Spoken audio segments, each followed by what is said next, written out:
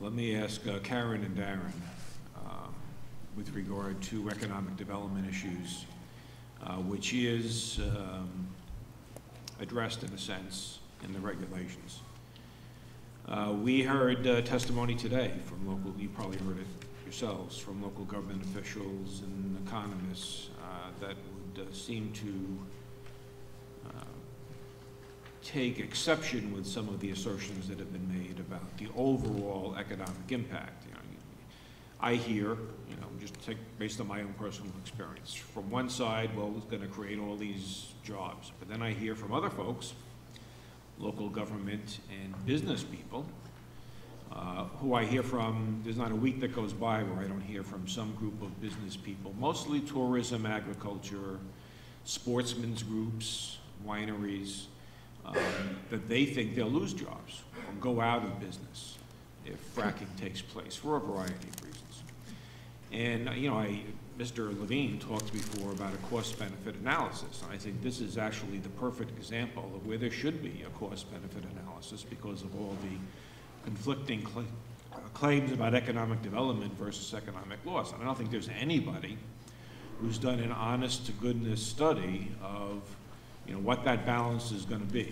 You know, trade-off for any jobs that might be created versus the jobs that will be lost, because I believe there will be jobs lost too. So what are all these local government people and local business people missing, and why shouldn't there be an honest-to-goodness, independent cost-benefit analysis of all the economic development claims that are being made? You want to start? Sure. You know, this issue is rife with opinion. And you heard from a couple of officials earlier today, and actually several of them that you heard for are opposed to hydraulic fracturing overall. Before I took the job with Petroleum Council, and I've been there a year, I'm an attorney in private practice, and I actually come from an agricultural background. I was 8 years as counsel for agriculture for the New York State Senate from '01 until '09. And I got involved in this issue initially because friends of mine who are farmers in the southern tier, Tioga County in particular, asked me to come out there and see what was happening just beyond their reach in Pennsylvania to their brethren in the agricultural community. And they were frustrated because they were not able to develop their mineral rights in New York. So I went into Pennsylvania and I traveled the area with a variety of tour guides, local government officials, farmers, road contractors that were actually building the roads for access to well pads, people in the diners, kind of asking the questions pro and con on the local level, what has this meant for you? And I also ended up at that point contacting the industry there in Towanda, which is Chesapeake, and asking if I could go on their drilling rigs and see how this worked, how drilling works, how fracking works, how the entire process worked, and that was a couple of years ago. I wrote a lot about it. I made a video about it, actually. But what I've learned from my own investigation and then actually led me to pursue, you know, where I am today, is that this is something that can be done safely. As with any kind of development, there are community impacts. So the challenge is to not stick your head in the sand, but to work together cooperatively to design plans that minimize impact. And this has been done successfully in Pennsylvania. We have, API actually has encouraged and helped with tours of local officials from New York going into Pennsylvania, touring well drilling sites, touring communities, talking to local officials who are experiencing development. A good example of that would be an area in Pennsylvania called Wellsboro, which is in the what they call the Grand Canyon of Pennsylvania. That is one of the prime tourist areas for natural tourism, hiking, canoeing, you name it. And the feedback there from people that have had businesses in the tourism industry, such as hotels, restaurants, you know, those kinds of businesses that depend on tourism, their feedback basically is that now they have year-round activity in their communities. They have year-round employment that buttresses the whole community. And they have been able to cohabitate with the gas companies in that part of the region. So I think you're going to hear different things from different people. One of the things that I've heard that is frankly a misrepresentation, and it's been talked about now for well over a year, and it was attributed to DOT. I don't know that it really originated with DOT. But it goes something like this. It's going to cost local governments too much money to fix all the road damage, and therefore we're going to lose out. That is an absolute falsehood. In Pennsylvania, and this is all documented through PennDOT, which is their DOT, local road building has been pretty much improved by the energy companies who go into an area, and often in very rural places where roads are no more than a dirt path, have to first build the roads to sustain weights of heavy equipment. They rebuild the roads. They then, after development takes place, and development is about a 2-month period overall in an area of trucks. And there's no question, there's trucks involved. After they're done and the rigs leave and the trucks leave, the companies who hire private contractors, over a dozen, by the way, from New York State, are working in northern Pennsylvania. They go back in and they resurface the roads, and if you drive the roads in northern Pennsylvania, after development has taken place, it's remarkable. And you can't compare it to the roads that are failing in New York because of a lack of revenue and a lack of commercial improvement. So again, that's an example of information that has been bandied about, misconstrued, and can be checked, and has been checked in this process of evaluating this entire economic activity by DEC. The agencies have been involved. This has not been done in a vacuum. The Agriculture Department, the Health Department, the Transportation Department have all been participants in this. Does the industry know every single thing that these agencies have submitted? No, we don't. And frankly, we have not been, privy to a lot of information ourselves. But my point is this. We have the benefit of looking across the border, and even more than looking, all of you as elected officials, like we're doing with local officials, encouraging them, arranging tours with companies, go there, see it for yourself. It's a terrific opportunity. It's one that would mean so much for many of these farmers that I know and care about. It will turn their lives around. It will mean that they will not be the 5th generation to lose the land because they simply couldn't make it anymore in a very challenging agricultural economy. And agriculture is a very big tent. There's room for production dairy, there's room for organics, there's room for winemaking, there's room for all of it if properly planned. Well, let me give this another shot. Given the fact that there are competing claims about economic development and job creation or job loss, why should there not be an independent cost-benefit analysis of those competing claims? And that's a basic business practice. And my response is that the agencies have reviewed this. No, the New York State DEC depended upon the industry's numbers. They didn't even listen to anybody else. That's not an independent cost benefit. And how can you say that? Because that's what they told us.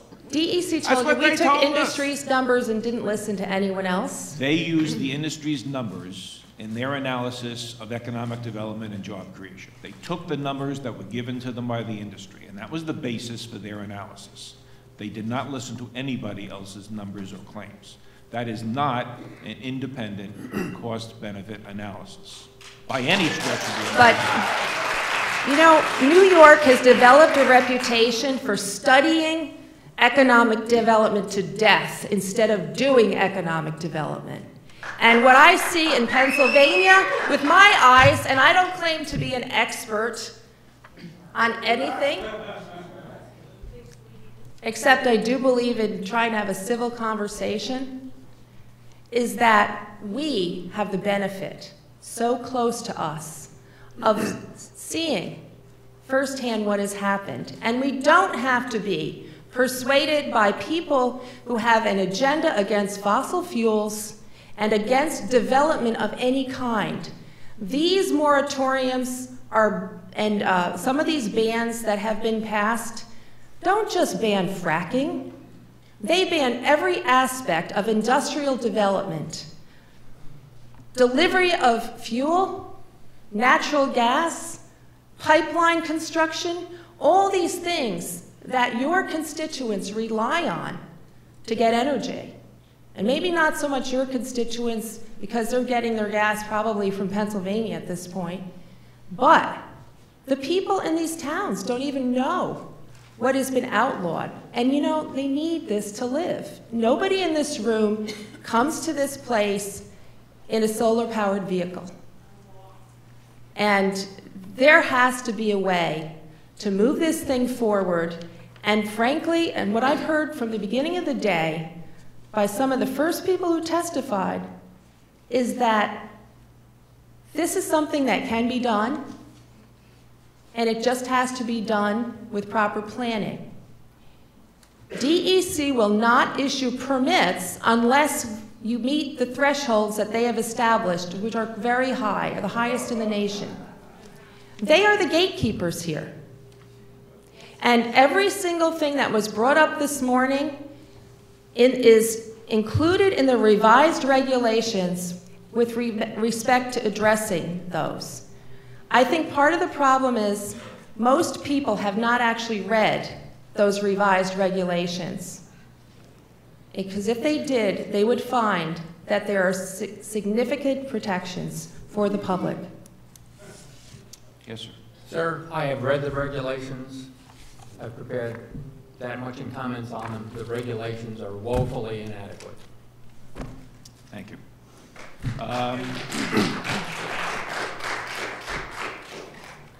Mr. Godfrey. Couple of questions for Ms. Moreau. When you talked about how a couple of months after the building of the well itself, I guess, the trucks leave, how does the gas get from the well to wherever it's going to get used? How do the chemicals that are used in the fracking get to the site of the well?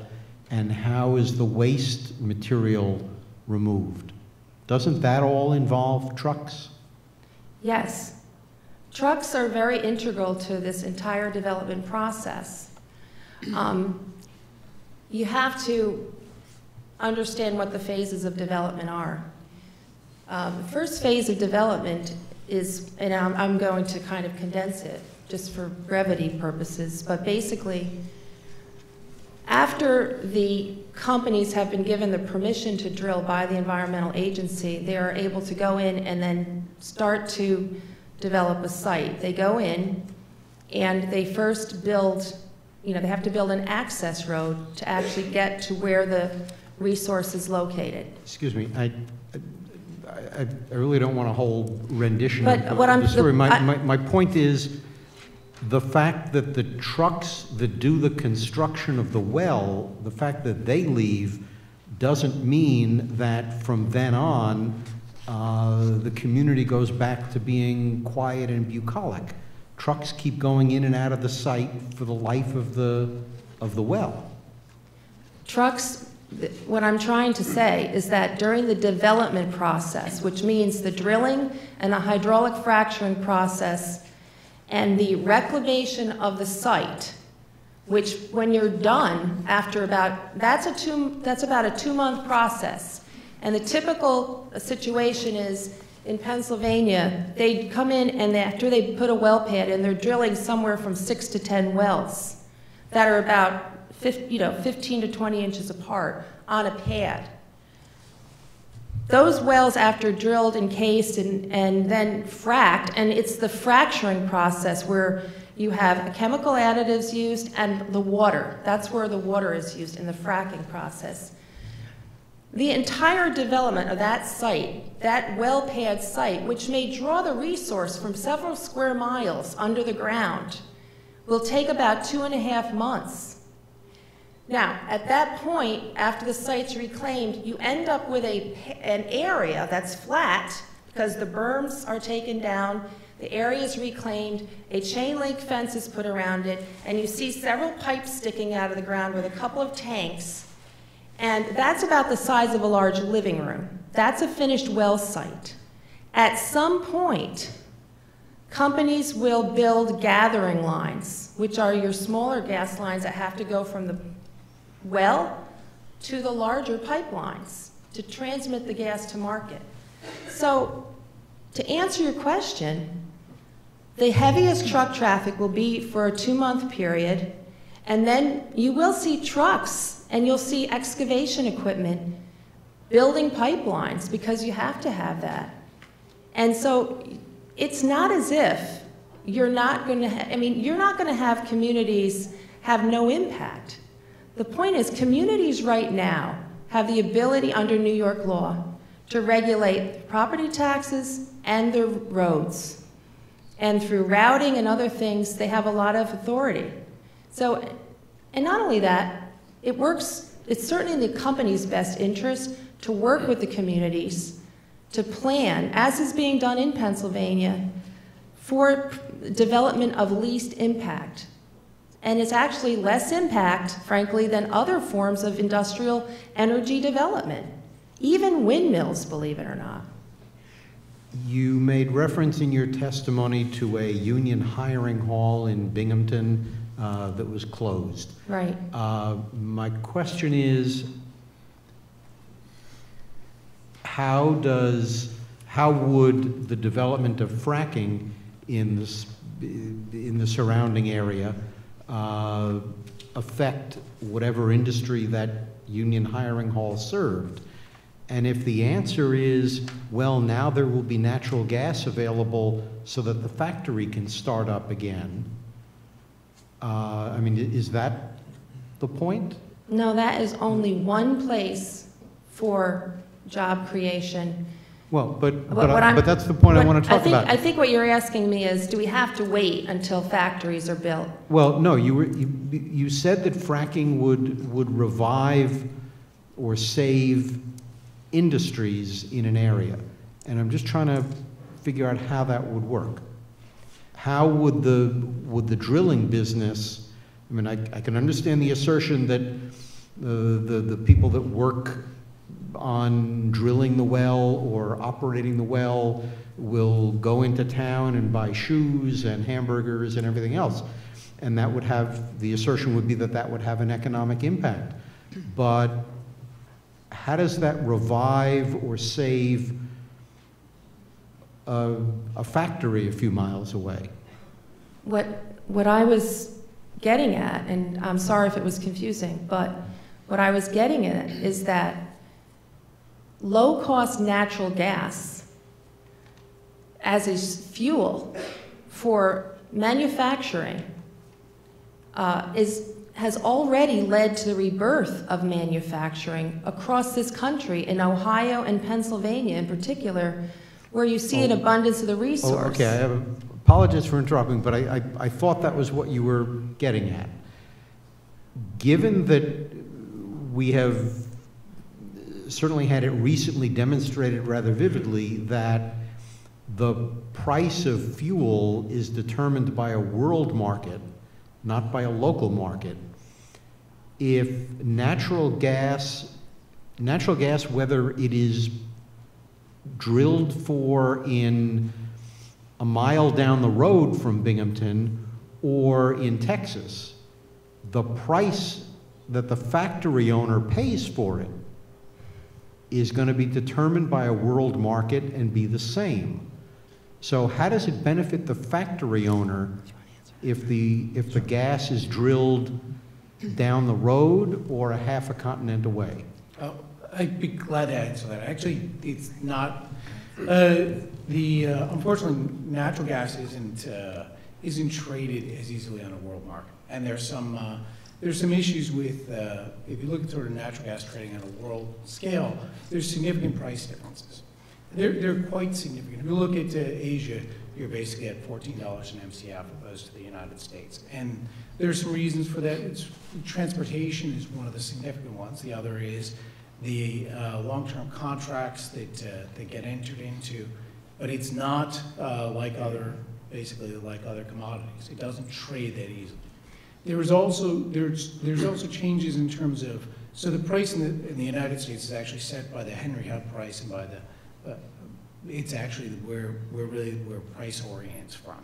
There's also a difference in terms of delivery costs and in terms of transportation. So there are some transportation issues that are factored into the cost by when the factory does receive it. I think the real thing that you have to sort of understand is that if it wasn't occurring here domestically, if it wasn't occurring here in the United States, we'd be subject to it purchasing it on a world market. And the world market rates are considerably higher than what we're paying here. And that does change things. I think what Karen really was referencing in the Union Hall, though, was if you look at sort of the history of particularly the Southern Tier, when the Millennium Pipeline was completed, this was 4 years ago. At that point in time, that part of the pipeline was completed. There was direct unemployment associated with the completion of that pipeline. They could have, those workers were, and they are union workers, they're pipe fitters. That's where I don't know if they were going to that specific union hall, but they were in union halls. They're now, people aren't there, they've moved south to Pennsylvania. And those union workers are clearly ones that could be employed. So there is a direct employment for the union halls. The manufacturers overall will be benefiting. In the state of New York, we're already benefiting from lower cost in energy. And there's also the other, and this is the part that really doesn't get talked enough about. And really we've missed a good chunk of this, which is the processing of ethylene in the state of New York and what that could have meant for a resurgence for the plastics and the chemical industry here in the United States. If you look at the cost for ethylene, you're seeing significant reductions in the manufacturing cost here in the United States. Thank you. Mr. Levine. Thank you. Mr. Allstadt, can this be done in New York and done safely? With the current technology and with the current regulations, I would say no. With significantly improved technology and significantly improved regulations, maybe someday. So as of the present time, you do not believe there is adequate technology to do this safely in New York State? Correct. Or anywhere, for that matter? Correct. And New York, again, has some extra challenges because the shale is much shallower and creates, and we have less of a buffer between where the fracking would occur and aquifers in the surface. And Ms. Moreau, let me say this. I admire your advocacy and I admire the strength of your conviction. But I do want to suggest to you that some language in your submission to me doesn't help move the ball, even if one were to be utterly and completely objective. And I'm directing you to last sentence or so in the first paragraph of page 3, where you write, what's one more delay, one might ask, likely to those on this committee who hail from downstate, where in one city block there are more small businesses and young people living the dream than entire towns in rural New York?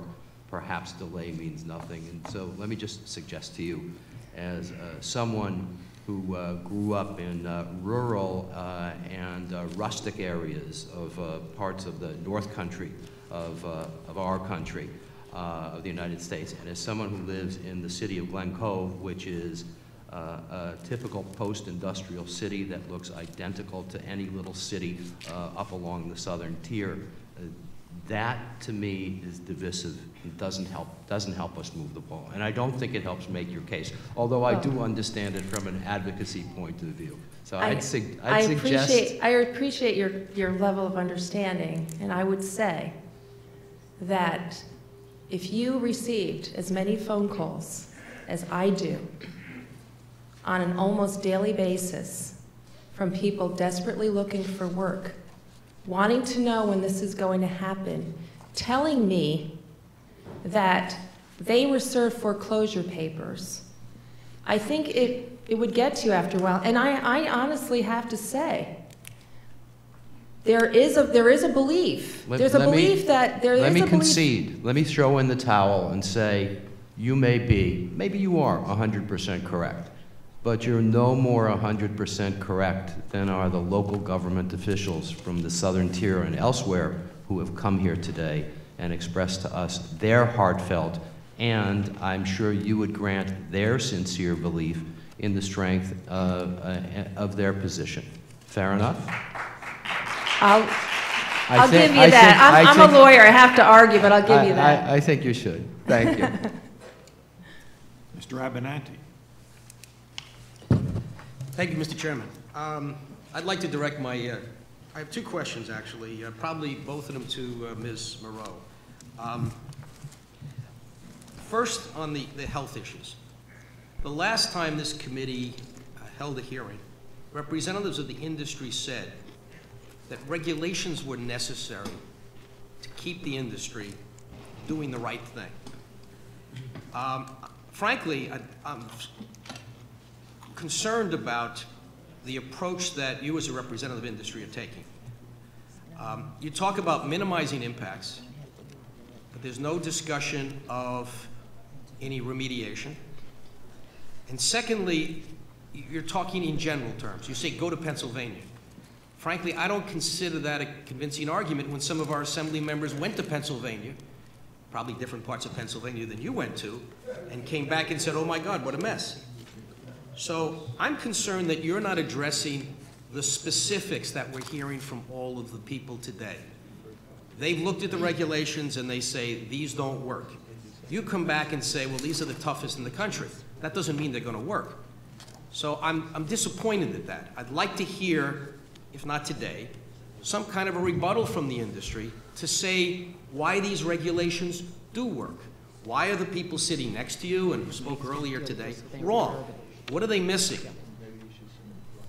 Well, I mean, there's a lot of questions there. First of all, the regulations as proposed, the revised regulations for high-volume hydraulic fracturing in New York, they present challenges for industry, not challenges because we have any interest in not being regulated or not doing this properly.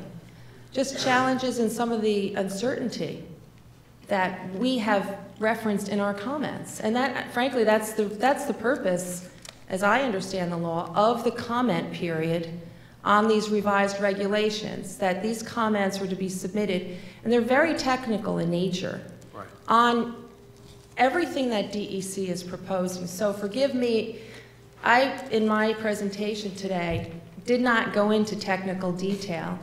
And in my suggestion that people go to Pennsylvania and investigate, I'm not suggesting that DEC hasn't done that. If you read the 1,500-page SGEIS, it's clear that they have. They make reference to areas of concern in Pennsylvania and how they specifically make recommendations to address those. So, but what we've heard today from people who have looked at the revised regulations, they are saying over and over again that they are not sufficient to protect the people in New York. I mean, you know, the comments of the gentleman sitting next to you about the difference between New York. I mean, we're talking about a well that's as deep as a building in New York City. It's a 100-story building. That's not very deep, you know. And so it just seems to me that the industry is going with the argument that we need the jobs. And you seem to be trading temporary jobs against possible permanent environmental damage and health damage to people. And that's the image that the industry is fostering. And I have yet to see anything, and I realize you can't do it all by yourself today. But I got to tell you that there are a lot of strong arguments have been made that these regulations are insufficient, and I don't hear the industry coming back and saying this is why these regulations, why these people are all wrong. Just because it presents a challenge to the industry doesn't mean that it's, so, okay, if you can't do fracturing in this particular location, then you can't do it. I think you're actually either misunderstanding what I'm saying, to expect me to sit here and address a number of the claims of the previous speakers, some of which are valid and many of which are not, would take me all day. Right. And all I'm suggesting is that we have a regulatory agency that has had a reputation as being probably the toughest in the nation. And now because the natural gas industry is interested in developing, all of a sudden DEC turns into this wimpy organization that's incapable of regulating. Okay. I disagree. All right. The second issue that I can't get an answer, okay, I've asked this question several times to industry representatives, both as a Westchester County legislator and as a New York State Assemblyman at the last hearings we had. We keep hearing about how this is a very cost-effective practice. And yet I ask and never get an answer. How do you compare the cost per unit of fracking versus the cost per unit of the traditional way of acquiring natural gas?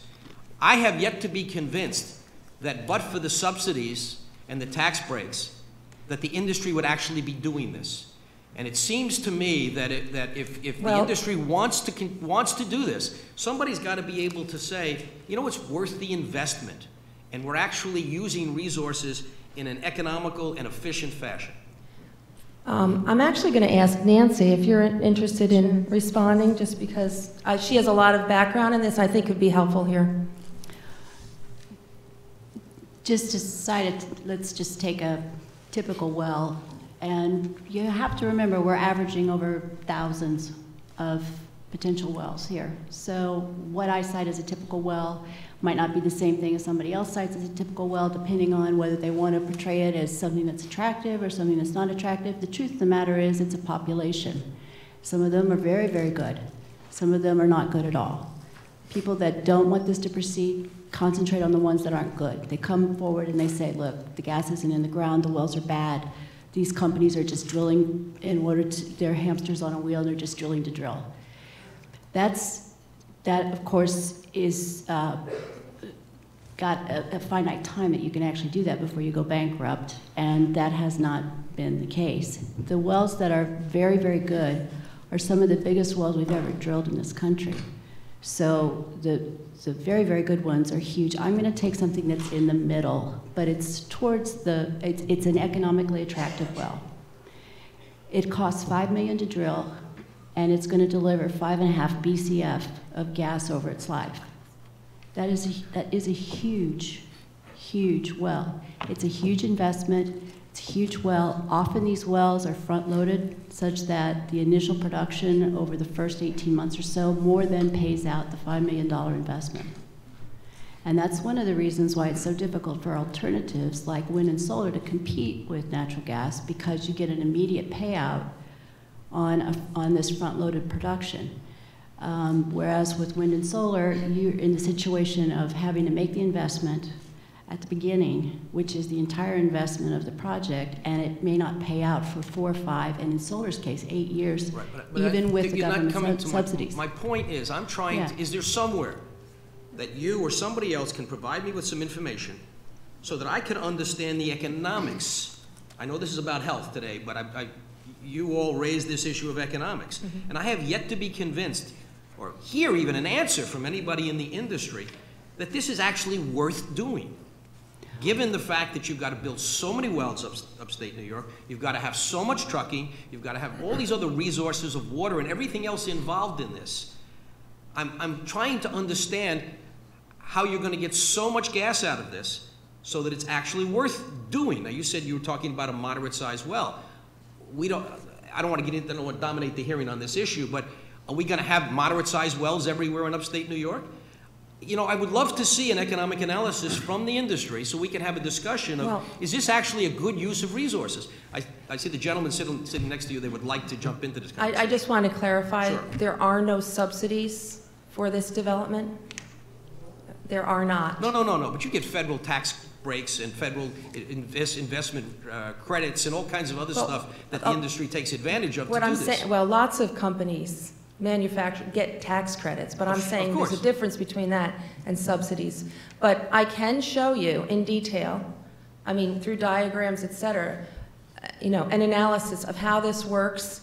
And the fact is that this technology, which allows you to drill now, the precision drilling technology, which is the newer thing, fracking's been around a long time, allows you to drill fewer holes in an area and draw more resource than you used to before. I understand that, but I'm still looking for But the point is, if you have numbers. to drill 32 wells instead of 6, that's a difference in cost.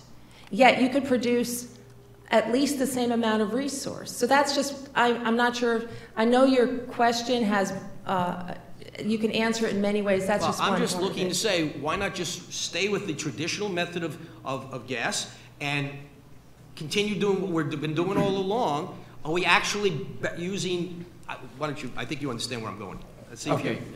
Maybe I can help clarify this a bit. One of the reasons that this whole phenomenon is taking place is that we have pretty much run out of conventional resources, at least on land in the United States. So you cannot compare a hydrofracked well to a conventional well because there are very few opportunities to drill those conventional wells. If a company has the opportunity, it will go for the conventional one because there'll be a much better payout. Other things being equal. They simply don't exist. To get conventional type reservoirs that have gas, you have to go offshore where the costs get greater. So these higher costs may be justified. There's one thing that should be pointed out, though, about the production profiles that were alluded to, and that is that these tight shale wells tail off very quickly. If you start at 100 units on day one, and you see these big production numbers, by the end of the first year, you're going to be down to about 30% of that.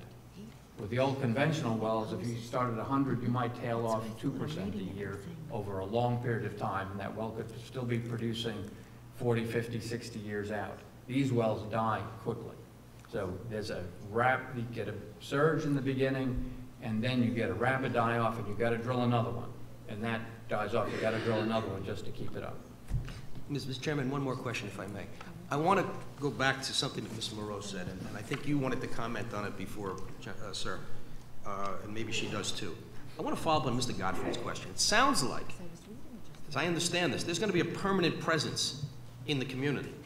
After you drill the wells and you do whatever you're doing for the first few months, how long is it going to be that you're going to have a lot of activity going on? And then, how long is it that there's a permanent presence before somebody comes back and actually pours that concrete into the well and closes it off and says, okay, we're not here anymore, you can have your property back? Well, I mean, that will depend on the wells themselves. I mean, you're asking for me to tell you what the life of a well is, and the life of a well varies depending on... From what to what? Well, I mean, it can vary from, 2 months? No, I'm talking about the life where you're able to draw the resource. And how long is that? Where it's producing well. In the Marcellus, these wells are 15 to 20 and even 30 years in the Pennsylvania Marcellus. So you have truck activity for 15 to 20 years? No, I'm just, you're asking me several different questions. Okay. And I'm trying to just separate them. When you talk about the kind of activity, the trucking activity, that's only during the stage of constructing the wells. The well construction and fracking stage are all within a 2-month period per site. And all of the excess water and all of that stuff is gone after 2 months? Yes, per site. So if you have a site, you know, in Per this. well, or per 5 per wells, or pad, whatever it is, per you know, pad, okay. Right, so, and one of the things that we raised in our review with DEC is that where we ask for some flexibility, certainly not, you know, free rein, but flexibility is the point that in siting well pads, you want to be able to site them where your studies have determined the resources.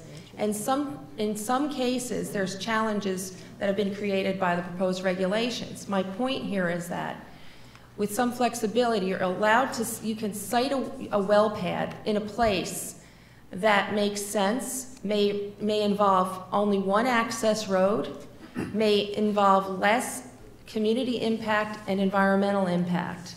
And so when I talk about the development process, I am referring to what happens on that well site for a period of time. And when I refer to a 2 and a 2.5 month period where you're seeing you're seeing equipment coming in. Right. First you bring in a big drilling rig, right. which, by the way, is only there for, you know, a month and a half. And then you have a fracking team that comes in. This is where you have specialized trucks that come in with hose reels and other apparatus and big pumps to pump water down. And you also have some trucking of water to perform the fracking. Right. This is this whole process, and this only takes 2 months. That's the process for that well site. And when you talk about activity in a community from an economic standpoint, and not from a, say, impact standpoint, what happens is you have many businesses that start to grow off of that kind of activity and development. And then other companies that you know, see a place, an attractive place for investment, locate there. And that's what I believe will happen in the southern tier once this is allowed to go forward. This is not going to happen quickly once it's allowed, but by giving the green light, there are people that will invest in upstate New York. I think you have a different view on this. I do have a different view. Not to take my word, take the DEC's last draft S guys. They talk about a much longer period if you are drilling multiple wells. I can see how you could build a well pad, drill a single well in about 2 months, maybe even a little less. But if you're going to do multiple wells on that pad, it's going to stretch out. And the DEC says it can stretch out over a much longer period of time. I don't remember exactly how much they had, but it could be a year or more. DEC requires the drillers to develop within a certain period of time. You have to develop within a certain period of time. But the method of development is for a company to come in. Remember, they're bringing in a heavy drilling rig. And while they're there on that site, they want to put in a number of wells. Mm-hmm. So it's to their incentive to do that development then. And so it's not like they're going to string out the well construction period over a long period of time. Mr. Allstadt referred to... Well, there's an incentive to do that, right? Yeah, I mean, DEC requires, because in order to hold leases and other things, you have to develop you have to drill within a certain period of time. And keep in mind, one thing that didn't come up... But a certain period of time could be up to a year. No, it's 3, I believe. 2 years. 2 years. 2 years. Well, so we could have this impact from one well, no, I think, one well pad for up to 2 years. Do you want to answer that? I mean, go ahead. In terms of, well, I think that let's go. I mean, one of the things you mentioned, you asked Karen really was, what was the life of the well itself? And it was 20 years. Now 20 to 15 years. We don't know fully yet because we don't have Marcellus shale that have gone out 15 to 20 years. It's just that isn't known yet.